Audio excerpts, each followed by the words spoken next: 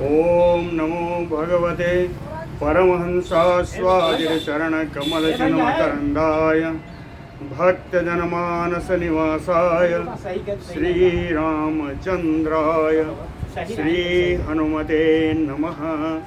श्रीगुरुचरणकमलेभ्यो नमः। श्री सीतानाथ समारंभाम श्रीरामानंदार्य मध्यमाम अस्मदाचार्य पर्यंताम वंदे गुरु परंपराम। वागीसाद्या सुमनसः सर्वार्थानां उपक्रमे यमनत्वा कृतकृत्याः स्युः तम नमामि गजाननं।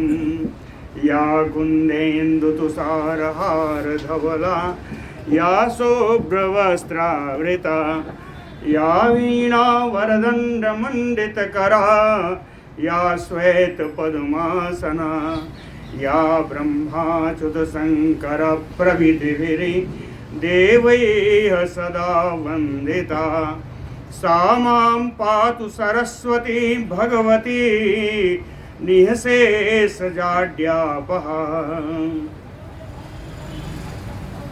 नीलाम्बुजश्यामलकोमलाङ्गं सीतासमारोपितवामभागं पाणौ महासायकचारुचापं नमामि रामं रघुवंशनाथम्।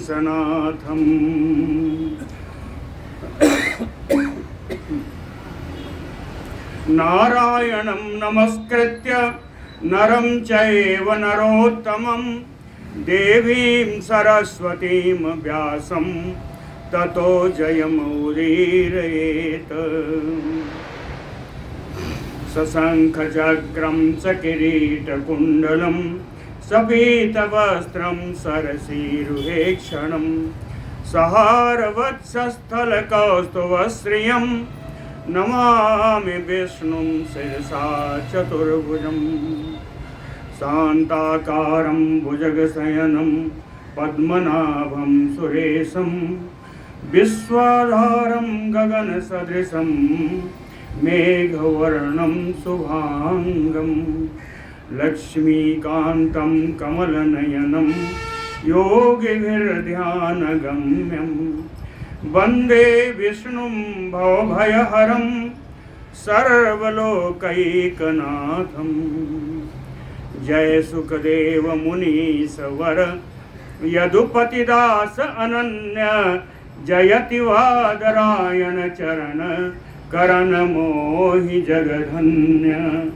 भक्ति भक्त भगवंत गुरु चतुर नाम बपु एक इनके पद वंदन किए नासै विघ्न अनेक। बोलो श्री सीतारामचंद्र भगवान की जय। बोलो श्री वृंदावन बिहारी लाल की जय। ऋग्वेद यजुर्वेद का विभाजन का वर्णन हो चुका था। बचे हुए दो वेद सामवेद और अथर्ववेद का आज हम लोग सुनेंगे। श्री पराशर उवाच सामवेदः तरो शाखा व्यास शिष्यस्य जैमिनिः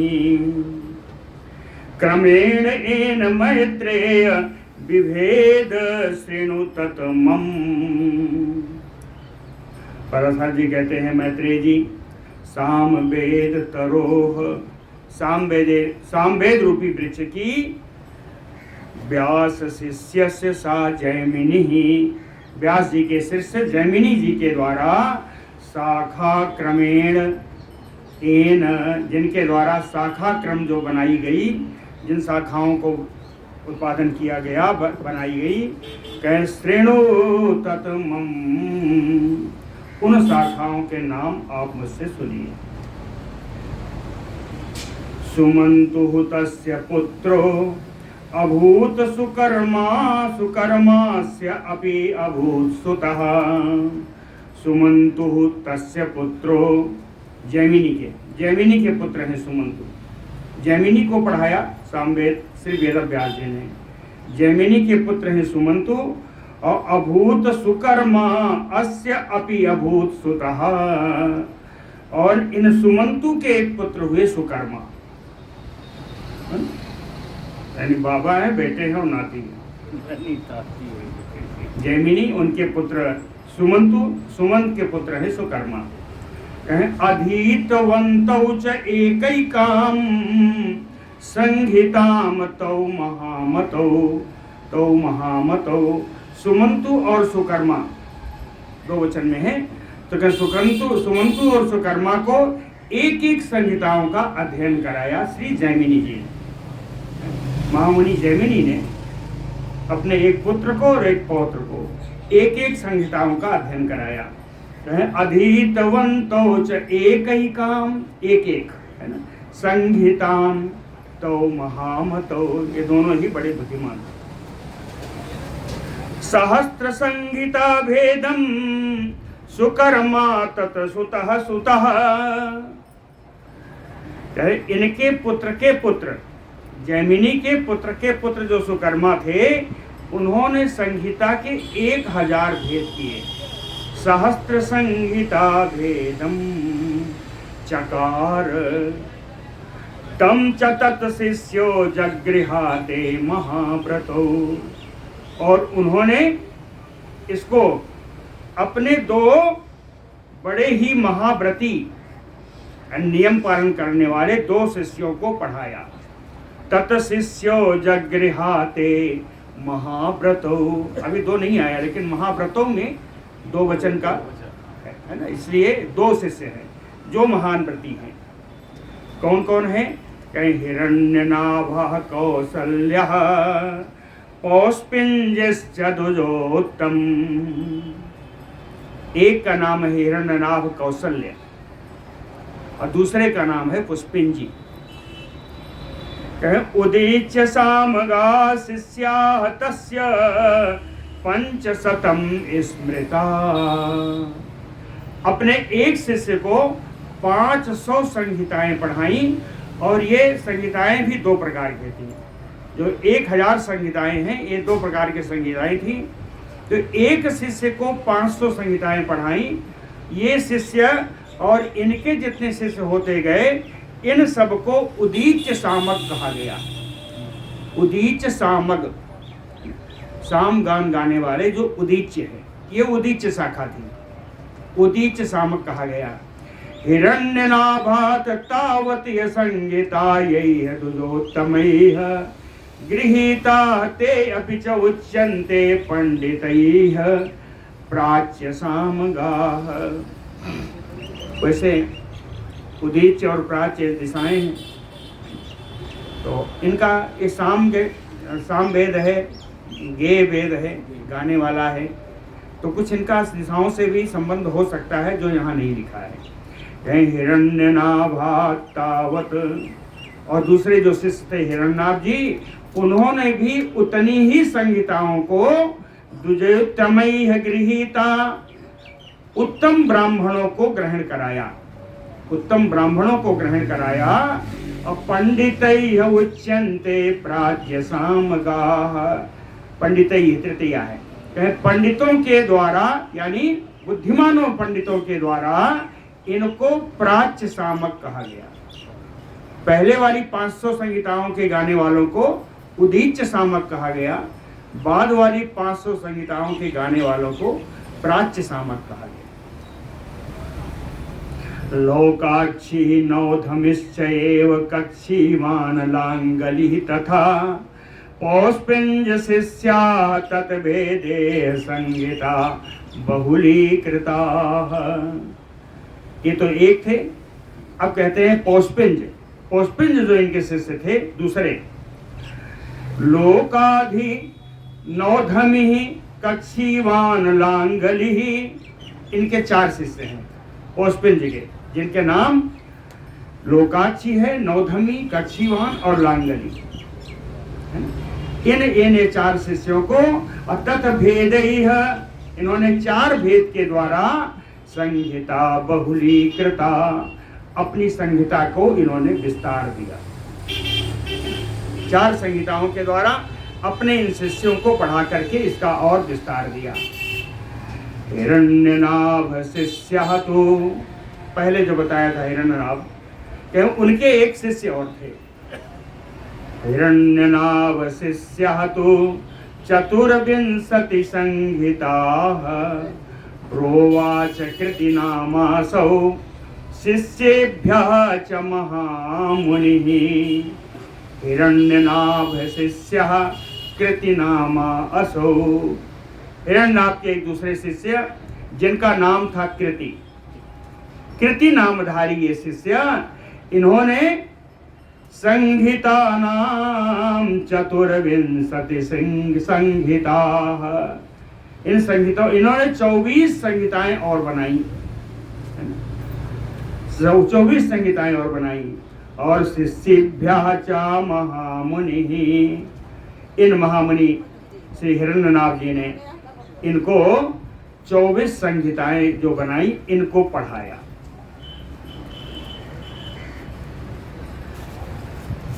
तैः च अपि सामवेदो असौ शाखाभिः बहुलीकृतः।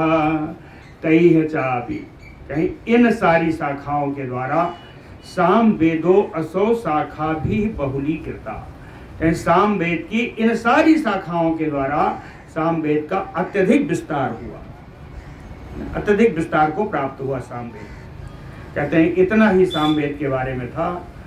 अथर्वाणम अथो बक्षे संहितानाम समुच्चयम, कहे संहिताओं का समुच्चय का वर्णन करेंगे। अथर्ववेद की, अथर्ववेद की संहिताओं का समुच्चय वर्णन करेंगे। अथर्वाणम अथो बक्षे संहितानाम समुच्चयम, संहिताओं के समुच्चय का, है ना, यानी पूर्ण वर्णन अथर्ववेद की संहिताओं का करेंगे। अथर्ववेदम सा मुनिः सुमंतुः अमितद्वितिः।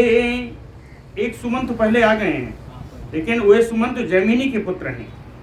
ये सुमंतु वेदव्यास जी के शिष्य हैं, जिनको अथर्ववेद पढ़ाया था वेदव्यास जी ने। ये वेदव्यास जी के शिष्य हैं सुमंतु, कल बताया था। अथर्ववेदम च मुनिः सुमंतो अमितद्वितिः शिष्यम अध्यापयामास। सा मुनि, ये वेदव्यास मुनि जी ने अथर्ववेद को अत्यंत प्रकाशमान, अत्यंत तेजोमय अपने शिष्य सुमंतु जी को पढ़ाया। अध्यापयामास, पढ़ाया। कबंधम सोअपितम द्विधा, सुमंतु ने अपने शिष्य कबंध को पढ़ाया। सुमंतु ने अपने शिष्य कबंध को पढ़ाया और कबंध ने इसका 2 संहिताएं बना दी। कबंधो सोअपितम द्विधा, 2 संहिताएं बनाई। इनके 2 शिष्य हो गए। कृत्वा तु देवदर्शाय तथा पथ्याय दत्तवान। एक शिष्य का नाम देवदर्श और दूसरे शिष्य का नाम पथ्य। तो एक संहिता देवदर्श को पढ़ाई, दूसरी पथ्य को पढ़ाई। अब कहते हैं देवदर्श के आगे क्या बनाते हैं, है ना, पहले शिष्य का लेके चलते हैं। देवदर्शस्य शिष्याः तो मेधो ब्रह्म बलिः तथा सौल्कायिनी पिप्पलादः तथा अन्यो द्विजसप्तम। देवदर्श के शिष्यों का नाम है मेधा, ब्रह्मबली, सौल्कायिनी, पिप्पलाद। कहते हैं हे ब्राह्मण श्रेष्ठ, ये 4 इनके शिष्य थे, अर्थात इन्होंने 4 संहिताएं बनाई और अपने 4 शिष्यों को पढ़ाया। और दूसरे जो शिष्य थे कबंध के, उनका नाम था पथ्य। कहे पथ्यस्यापि 3 शिष्याः। पथ्य के 3 शिष्य हैं। कृतायैः द्विज संहिता, और इतनी ही संहिताएं इन्होंने बनाई। 3 शिष्य थे, 3 ही संहिताएं बनाई। शिष्यों का नाम जान लीजिए। जाबालिः कुमुदादि तृतीय चा शौनको द्विज। एक जाबाली है, एक कुमुदादि है और तृतीय है शौनक। कहे शौनक तो जो शौनक शिष्य है, कहे दुधा कृत्वा ददौ एकाम तु बभ्रवे अद्वितीया संगताम प्रादात सैंधवाय चा संगिने। शौनक ने 2 संहिताओं का विवाह किया, एकाम तु बभ्रवे, और एक संहिता का अपने शिष्य बभ्रू को दे दिया। बभ्रू है ना। द्वितीया संहिता और दूसरी संहिता को सैंधवाय संगीते प्रददात, जिसका सैंधव के नाम से जाने गए उन सैंधव को दिया दूसरी संहिता। सैंधवात मुंजिके सहचा, सैंधव के शिष्य थे मुंजिकेश। और मुंजिकेश ने क्या किया कि मुंजिकेशश्च द्वेधा भिन्ना त्रिधा पुनः। मुंजिकेश ने 2 बार अपने विवाह किया। कहीं एक बार उन्होंने पहले 2 भाग किया और फिर उन्होंने लगा कि और भी संहिताएं बनानी चाहिए, तो 3 संहिताएं और बनाई। पहले 2 बनाई, फिर 3 बनाई, मतलब कुल 5 संहिताएं बनाई मुंजिकेश ने, जो सैंधव के शिष्य थे। इन 5 संहिताओं के नाम दिए।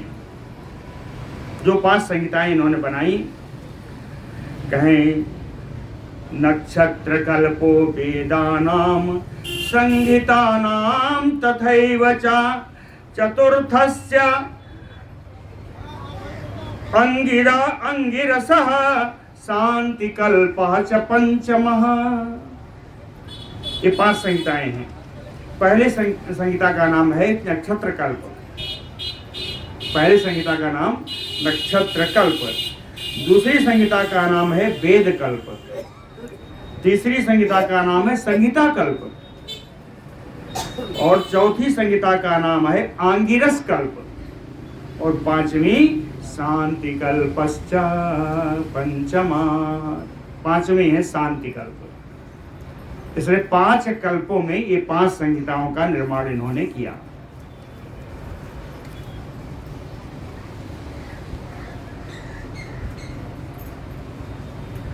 कहते हैं ये जो 5 संहिताएं हैं, ये अथर्ववेद की श्रेष्ठ संहिताएं हैं।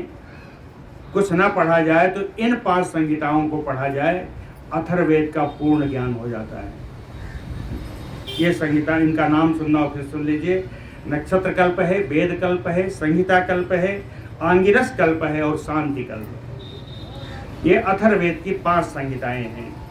कह श्रेष्ठा तो अथर्वाणाम एते, ये जो 5 हैं अथर्ववेद की सबसे श्रेष्ठ संहिताएं हैं। संहिता नाम विकल्पकाः, ये अथर्ववेद की संहिताओं में सर्वश्रेष्ठ विकल्प है। कहते हैं यहाँ तक मैंने जो बताया कि आपका अथर्ववेद भी पूर्ण हो गया।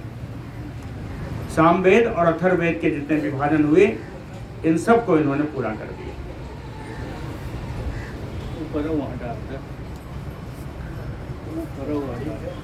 जाने के बाद दही पे भैया, दही पे ये जो चटाइयाँ हैं हम लोग छेड़ दीजिएगा, अभी नहीं, हट जाने के बाद कथा बंद होने नहीं डाले दीजिए ना, ठीक है, तो कम तो हो जाएंगे। इधर भी कर देना भैया।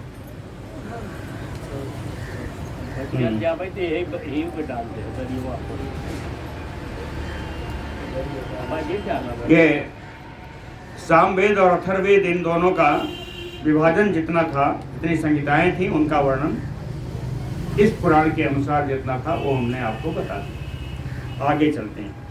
कहें आख्यानैः च उपाख्यानैः गाथा भी कल्प शुद्धि भी पुराण संहिताम चक्रे पुराण अर्थ विशारदः, पुराण अर्थ विशारदः वेदव्यासः, है ना। पुराण के अर्थ के विशारद जानकार श्री वेदव्यास जी ने आख्यानैः, आख्यानों के द्वारा, उपाख्यानैः उपाख्यानों के द्वारा, गाथा भी, अकल्प कल्प शुद्धि भी, गाथाओं के द्वारा और कल्प शुद्धियों के द्वारा पुराण संहिताम चक्रे, श्री वेद व्यास जी ने पुराण संहिताओं का निर्माण किया।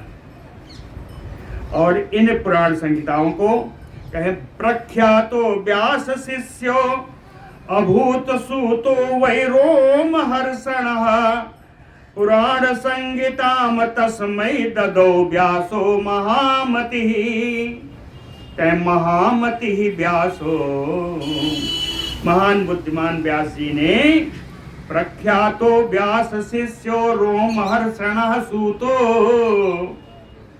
इनके वेद व्यास जी के बड़े प्रमुख शिष्य थे रोमहर्षण जी के पुत्र श्री सूत जी। पुराण संहिता तस्मै ददौ, इन पुराण संहिताओं को अकेले सूत जी को इन्होंने पढ़ाया, सूत जी को इन्होंने दिया। सुमति चा अग्निवर्चा मित्रायु सांसपायनः अकृत वर्ण सावर्णी खट शिष्या तस्य च अभवन। सूत जी के 6 शिष्य हैं, सूत जी के 6 शिष्य। सुमति ही अग्निवर्चा मित्रायु सांसपायन अकृत, अकृत वर्ण और सावर्णी, कहते हैं ये 5-6 शिष्य। सुमति चा अग्निवर्चा मित्रायु सांसपायन अकृत वर्ण सावर्णी खट शिष्या तस्य अभवन, इनके 6 शिष्य हुए।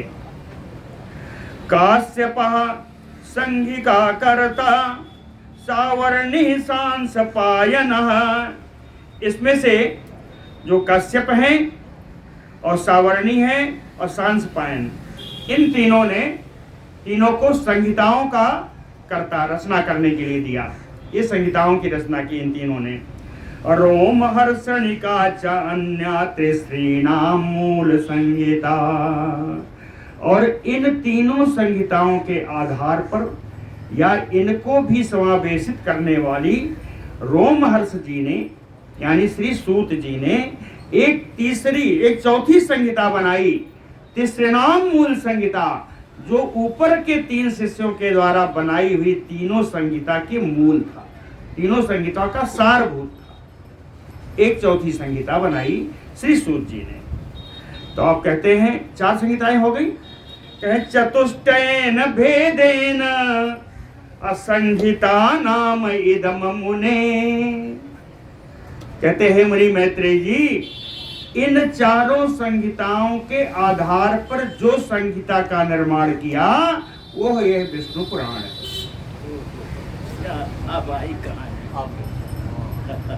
इन 4 संहिताओं से मिलाकर के जिस ग्रंथ का, जिस संहिता का निर्माण हुआ वो विष्णु पुराण संहिता है। अब संहिता का समझ आया? संहिता यानी रचना। तो कह रोमहर्षण्या का चतुष्टयेन भेदेन संहितानाम इदम, इदम विष्णु पुराणम, इस विष्णु पुराण की रचना हुई इन संहिताओं के आधार पर। कहते हैं वैसे आद्यम सर्व पुराणानाम पुराणम ब्राह्मण उच्यते, वैसे जो कहते हैं सबसे पहला पुराण है, आदि पुराण जिसे कहते हैं, आद्यम सर्व पुराणानाम, सभी पुराणों में जो पहला पुराण है ब्राह्मण उच्यते, वो ब्रह्म पुराण है। सबसे पहला ब्रह्म पुराण है। कहे पुराण हैं कितने ये तो बता दो। तो कहते हैं अष्टादश पुराणानि पुराणज्ञा प्रचक्षते, कहे पुराणों के जानकार ऐसा कहते हैं कि 18 पुराण है। अष्टादश पुराणानि पुराणज्ञा प्रचक्षते, है ना। फिर पूछा कि 18 पुराण कौन है, उनकी संख्या बताइए कितनी कितनी है। कैम ब्राह्मम पहला ब्रह्म पुराण, पाद्मम दूसरा पद्म पुराण, वैष्णवम तीसरा है विष्णु पुराण, शैवम भागवतम तथा, है ना, चौथा शिव पुराण, फिर भागवत पुराण, तथा अन्यम उसी प्रकार अन्य, नारदीयम च मार्कंडेयम सप्तमम, नारद पुराण और मार्कंडेय पुराण सतवां है ना। आग्नेयम अष्टमम, आठवां पुराण है अग्नि पुराण।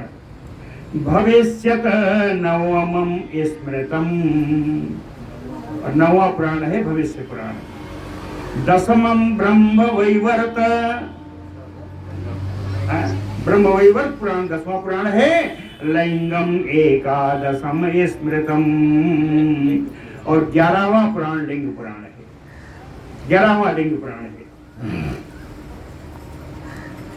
बाराहम द्वादशम चैव आस्कांदम च अत्र त्रयोदशम, 12वां पुराण 12 पुराण है, और 13वां स्कंद पुराण है, 13वां स्कंद पुराण है। चतुर्दशम वामनम च कौरमम पंचदशम तथा, 14वां पुराण वामन पुराण है, और पंचदशम कौरमम, और 15वां पुराण कूर्म पुराण है ना।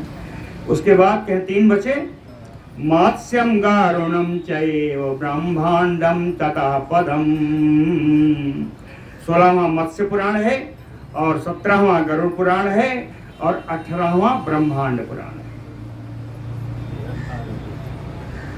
कहे महापुराणानि एतानि ही अष्टादश महामुने, कहते हैं महामुनि इस प्रकार मैंने आपको 18 पुराण बता दिए। अष्टादश पुराणानि महामुने तथा च, कहीं इसके अतिरिक्त उपपुराणानि मुनिभिः कथितानि च, मुनियों के द्वारा उपपुराण भी कहे गए हैं, मुनिभिः उपपुराणानि कथितानि, उपपुराण भी कहे गए हैं। सर्गः च प्रतिसर्गः च वंशमन्वन्तराणि च सर्वेषु एतेषु कथ्यन्ते वंशानुचरितं च तत्, इन सारे सर्वेषु एतेषु, इन सारे पुराणों में कथ्यन्ते जो कहा गया है वो क्या है, सर्गः च प्रतिसर्गः च, सृष्टि और प्रलय। सर्ग माने सृष्टि, प्रतिसर्ग प्रलय हो गया, सर्ग और प्रलय। वंश मनवंतराणि च, मनवंतरों का है ना, मनवंतर में मनु और मनुपुत्रों का है ना, और वंशानुचरितम, विभिन्न प्रकार के जो वंश आए उन वंशों के भी चरित बताया गया है इन सारे पुराणों में। यद एतत् तव मैत्रेय पुराणम कथ्यते मया, कहते हैं मैत्रेय जी इस समय जो पुराण मैं तुमको कह रहा हूं है ना, एतत् यत एतत् तव मैत्रेय पुराणम कथ्यते मया, कहते हैं मैत्रेय जी मेरे द्वारा इस समय जो पुराण कहा जा रहा है, एतत् वैष्णव संज्ञम, इसकी संज्ञा विष्णु पुराण है। एतत् वैष्णव संज्ञम वैपाद्मस्य सम अनंतरम, जो पद्म पुराण के बाद बनाया गया है। पहला ब्रह्म पुराण, दूसरा पद्म, तीसरा है ये विष्णु पुराण। कहें वैपाद्मम सम अनंतरम, जो पद्म पुराण के बाद बनाया गया, ये तीसरा पुराण विष्णु पुराण है, जिसकी कथा है मैत्रेय जी मैं आपको सुना रहा हूं। ऐसा श्री पराशर जी ने कहा। अंगानि वेदाः चत्वारो मीमांसा न्याय वेस्तरः पुराणं धर्मशास्त्रं च विद्या हि एता चतुर्दश। कहते ये 14 विद्याएं हैं। कैसे? कहें अंगानि, खड़ंग होते हैं, कहें 6 अंग हैं। वेदाः चत्वारो, 4 वेद हैं, गिनती करते जाइए, 6 4 10 हो गया। कहें मीमांसा न्याय 16 हो गया। पुराणम धर्मशास्त्रम हो गए 14। कहें विद्या ही एता चतुर्दश, ये 14 विद्याएं हैं। 6 खड़ंग हैं और 4 वेद हैं, मीमांसा, न्याय, पुराण और धर्मशास्त्र। कहें ये 14 विद्याएं हैं। अंगानि वेदाः चत्वारो मीमांसा न्याय वेस्तरः पुराणं धर्मशास्त्रं च विद्या ही एता चतुर्दश। कहते हैं इसके अतिरिक्त भी कुछ हैं। आयुर्वेदो धनुर्वेदो गांधर्वः चैव ते त्रयः अर्थशास्त्रं चतुर्थम तो बताएं, 4 और बताएं।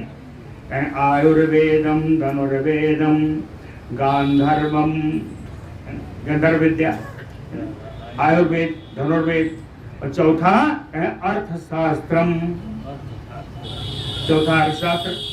अर्थशास्त्रम चतुर्थम तो ऊपर कितनी बताई थी? 14। कहे 4 ये भी हैं, अब मिला लो। कहे विद्या ही अष्टादशैवताः, इस प्रकार 18 विद्याएं भी हो गई। 18 पुराण है और 18 विद्याएं।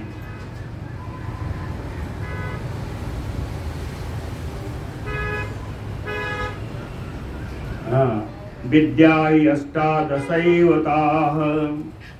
इसी प्रकार ज्ञेया ब्रह्मर्षया पूर्वं तेभ्यो देवर्षया पुनः राजर्षया पुनः तेभ्यः ऋषि प्रकृतयः त्रयः। ऋषि प्रकृतयः त्रयः, 3 प्रकार की ऋषियों की प्रकृति है। जितने ऋषि हुए हैं इन ऋषियों को 3 प्रकृति भाग में बांटा। 3 प्रकृति हैं इन ऋषियों की। पहला या ब्रह्मर्षया पूर्वम, सबसे पहली प्रकृति है ब्रह्मर्षि, है ना। तेभ्यो देवर्षया पुनः, पहले ब्रह्मर्षि, दूसरे देवर्षि, पुनः तेभ्यः राजर्षयः, और तीसरे ऋषि है राजर्षि। तो ब्रह्मर्षि, देवर्षि और राजर्षि, ये 3 प्रकार के ऋषि।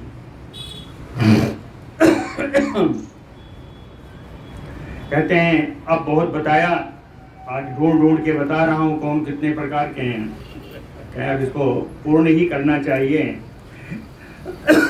तो पराशर जी कहते हैं इति शाखा समाख्याता शाखा भेदा तथैव च। इति शाखा समाख्याता, इस प्रकार मैंने वेदों की, विद्याओं की, पुराणों की शाखाएं आपको बता दी।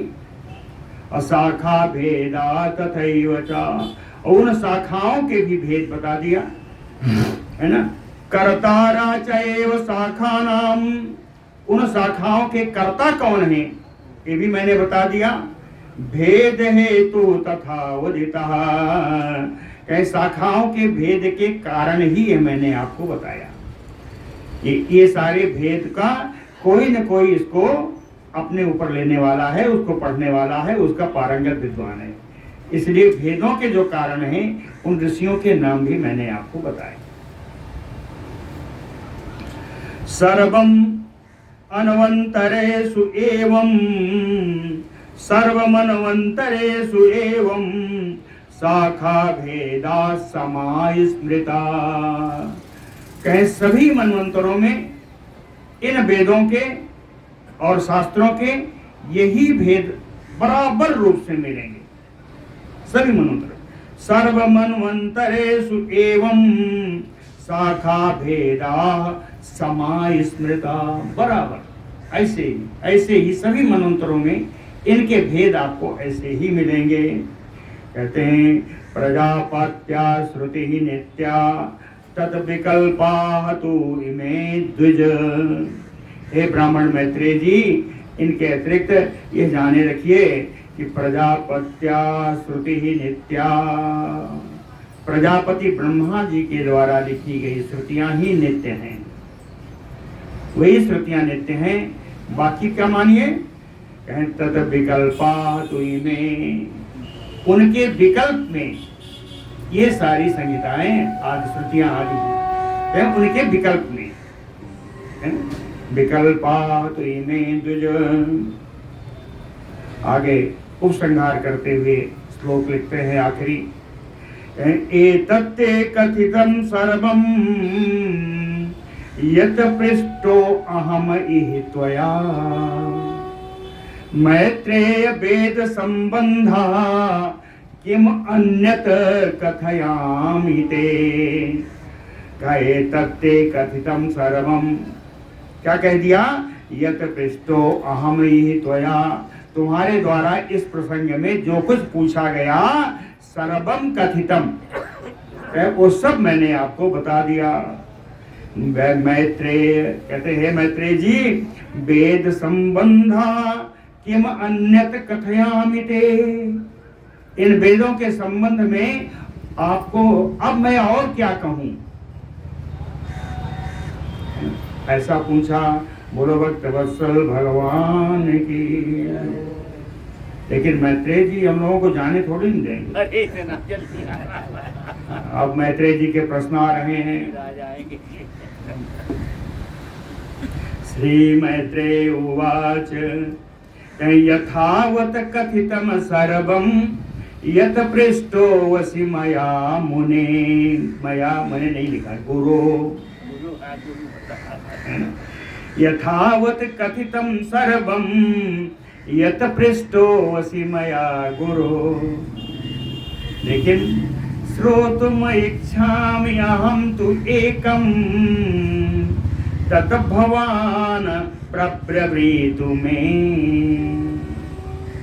कहते हैं गुरु, हे गुरु महाराज, यत पृष्ठो वसि मया, जो कुछ भी मेरे द्वारा पूछा गया, यथावत सर्वम कथितम, आपने बिल्कुल उचित रूप से वैसा यथावत आपने सब कुछ बता दिया। लेकिन एकम श्रोतुमय इच्छामि अहम्, एक बात और मैं सुनना चाहता हूँ।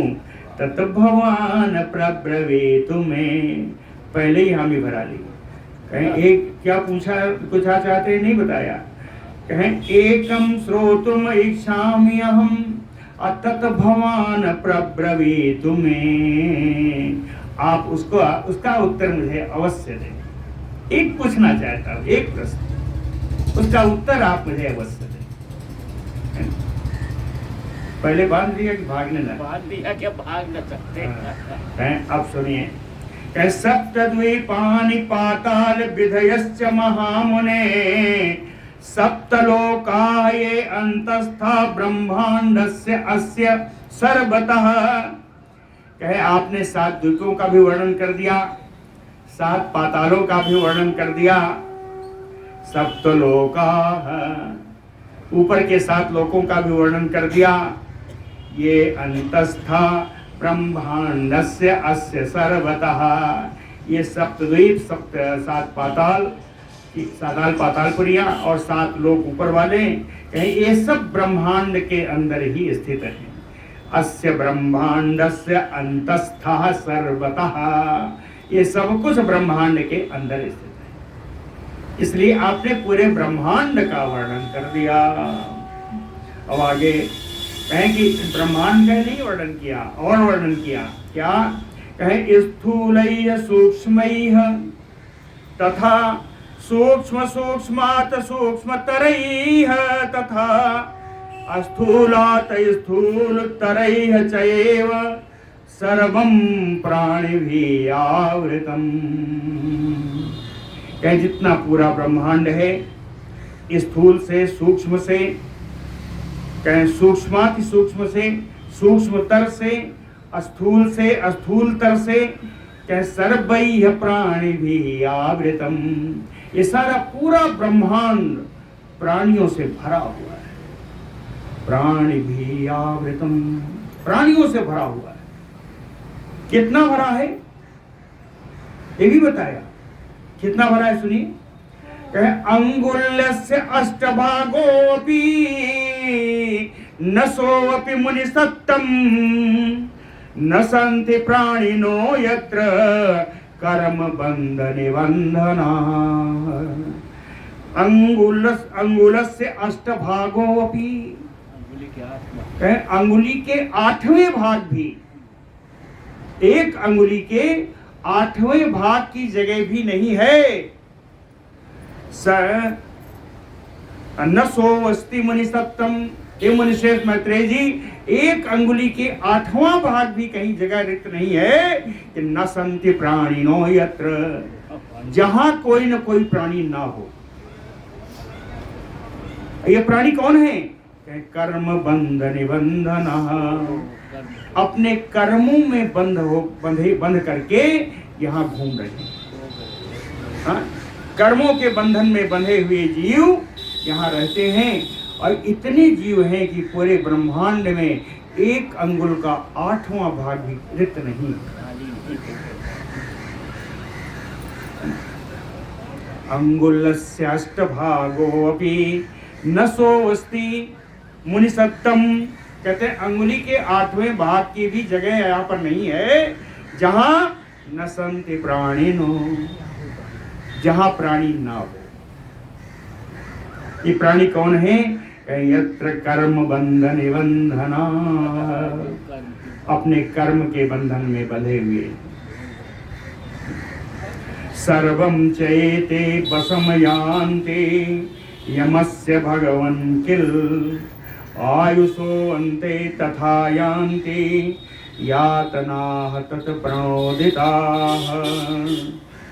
सर्वे चैते, इस ब्रह्मांड में रहने वाले सारे प्राणी, आयुषो अन्ते, आयु के अंत हो जाने पर, यानी मर जाने पर, मृत हो जाने पर, सारे प्राणी मृत हो जाने पर किल निश्चित रूप से यमस्य वशम यान्ति, यमराज के वशीभूत हो जाते हैं, यमराज के अधीन हो जाते हैं।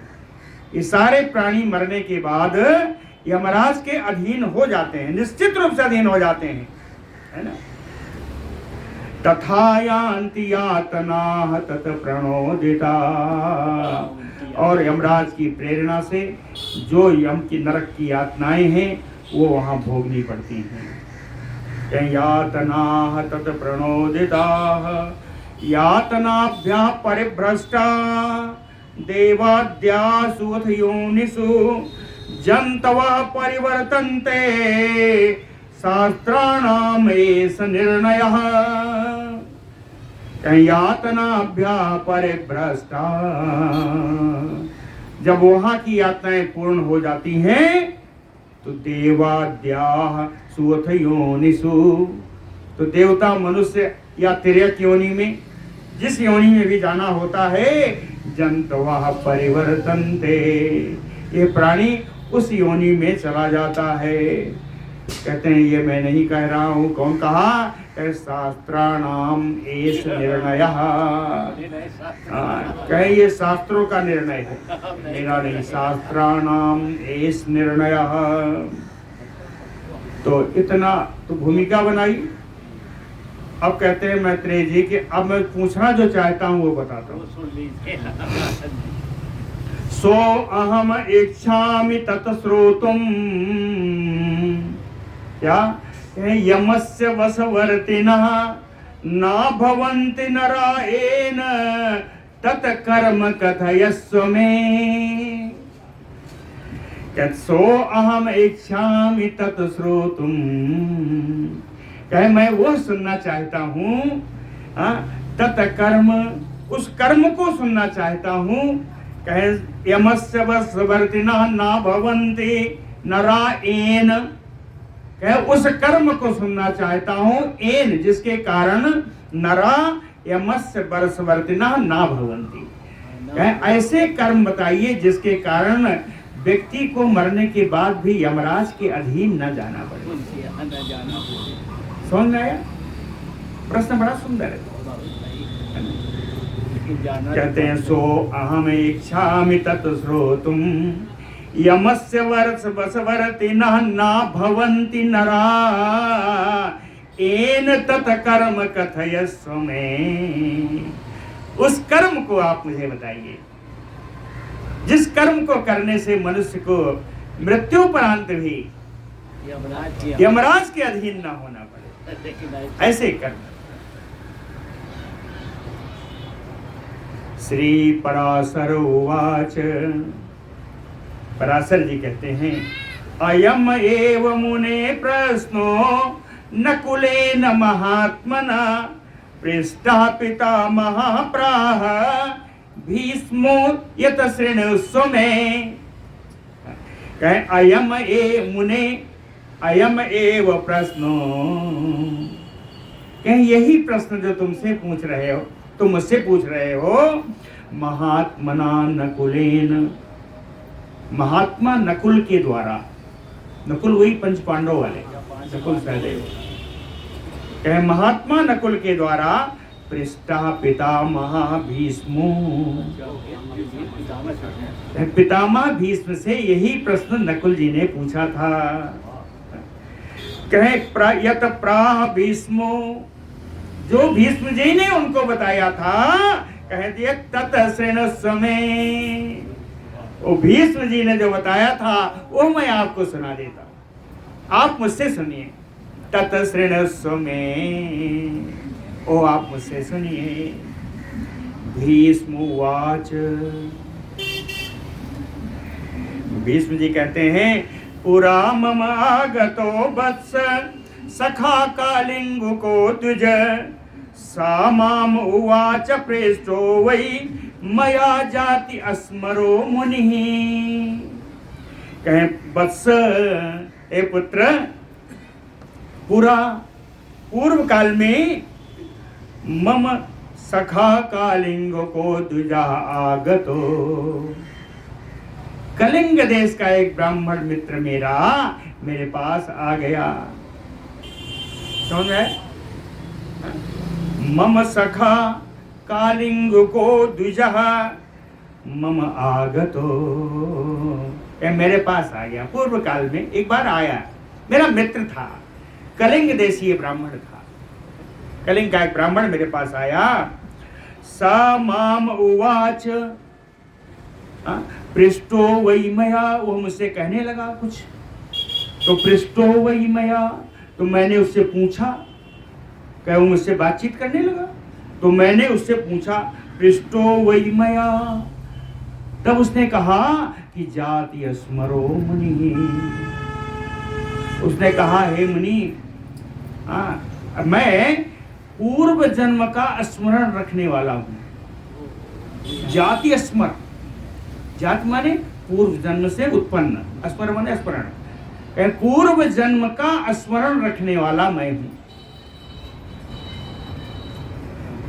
तेन आख्यातमइदं सर्वं इत्थं च एतत् भविष्यति, तेन आख्यातमइदं सर्वं इत्थं, उसने यहीं पर सब कुछ इस प्रकार कहा कि च एतत् भविष्यति, कहा ये होगा। उसने मुझसे कहा यहीं पर बैठे बैठे कि ये ऐसा ऐसा होगा, है ना। तथा च तत् अभूत वत्स यथा उक्तम तेन धीमता, कहे वत्स तथा च तत् अभूत, जैसा जैसा उसने कहा था वैसा वैसा ही हुआ। कहे तथा च तत् अभूत यथा उक्तम तेन धीमता, उस बुद्धिमान ब्राह्मण के द्वारा जैसा कहा गया था, जैसा जैसा कहा गया था वैसा वैसा ही हुआ। श्लोक तो समझ में आया है? श्लोक पढ़ता हूं, देखिए समझ में आ जाए। तेन आख्यातम इदं सर्वम इत्थम च एतत् भविष्यति, कि ऐसा ऐसा होगा, है ना। कहे वत्स तथा च तत् अभूत यथा उक्तम तेन धीमता। ठीक है, आगे चलते हैं। कहे सा पृष्ठः मया भूयः श्रद्धानेन वैद्युज, वैद्युज श्रद्धानेन, कहे उस ब्राह्मण में मेरी श्रद्धा बढ़ गई, और उत्पन्न श्रद्धा के कारण, तृतीया है, उत्पन्न श्रद्धा के कारण मया भूयः पृष्ठा, मैंने उनसे पुनः कुछ प्रश्न पूछे। मया भूयः पृष्टा यत यत आह तत दृष्टम अन्यथा मया न क्वचित। जो जो पूछा उसका उन्होंने जो जो उत्तर दिया उसके विपरीत मैंने अपने अब तक कभी नहीं देखा। वही निकला। यत यत आह, जो जो उन्होंने कहा, ना दृष्टम अन्यथा, ना दृष्टम अन्यथा, उससे अन्यथा उसके विपरीत मैंने कुछ भी नहीं देखा। मया क्वचित, कभी भी नहीं देखा। कहते हैं कि ऐसे यही रहने लगे। तो एक बार की बात है कि एकदा तु मया पृष्टम यत एतत् भवता उदितम प्राकालिंगिको विप्रः स्मृत्वा तस्य मुनेः वचः। एक बार मैंने द्वारा पूछा गया कि आपने यत एतत् कहें, एकदा तु मया पृष्टम एतत्, एक बार उन मुनि से, उन ब्राह्मण से मैंने यही पूछा, यत एतत् भवता उदितम, आज तो जो तुम मुझसे पूछो। नकुल से कहते हैं कि एक दिन मुनि से, उस ब्राह्मण से, दोस्त से यही पूछा जो आज तुम मुझसे पूछ रहे हो। यत तेत भव उदितम, आज जो तुम मुझसे पूछ रहे हो। भवतो उदितम, भवता यानी आप, उदितम कथितम, आज जो तुमसे पूछ रहे हैं। तो कहते हैं कालिंगिको प्राह विप्रः स्मृत्वा तस्य मुनेः वचः। उन मुनि के वचनों को स्मरण करके ओ कलिंग देशी ब्राह्मण ने जो कुछ कहा, जाति स्मरेण कथितो रहस्या परमोमम यम किंकरयोः अभूत संवादः तम ब्रवीमि ते। कहते हैं जाति स्मरणेन, पूर्व जन्म का स्मरण रखने वाले उस ब्राह्मण मित्र के द्वारा, जाति स्मरणेन का अर्थ है केवल, है ना, पूर्व जन्म का स्मरण रखने वाले उस ब्राह्मण मित्र के द्वारा कथितो, जो कुछ कहा गया, यम किंकरयो अभूत संवादः, यम और यम जी के दूत, यमराज और यमराज के दूतों के बीच में जो संवाद हुआ, परम रहस्य, जो परम रहस्यमयी है, कथितो मम कथितो, ओ यम और यम किंकर के बीच का संवाद जो रहस्यमय है, उन्होंने मुझसे कहा। तम ब्रवीमि ते, वही संवाद मैं तुमसे बोलने जा रहा हूं। आगे जो आने जा रहा है बहुत सुंदर, हर गीत का छंद का लिखा हुआ 26 श्लोकों में इसको कहते हैं, और ये है यम गीता। इसी को यम गीता कहते हैं। अभी जो 4 श्लोक में मैंने भीष्म जी का संवाद सुनाया, ये भी यम गीता के अंदर ही है, और आगे इसकी फलश्रुति भी यम गीता के अंदर ही है। अब यम गीता शुरू करने जा रहा हूँ, मुख्य पाठ। समय है? हाँ? तो यम गीता का फिर मैं कल करता हूँ, कल पूरी यम गीता। अभी कुछ कह भी दूंगा, कल भूल जाएंगे उसको। बोलो भक्त वत्सल भगवान।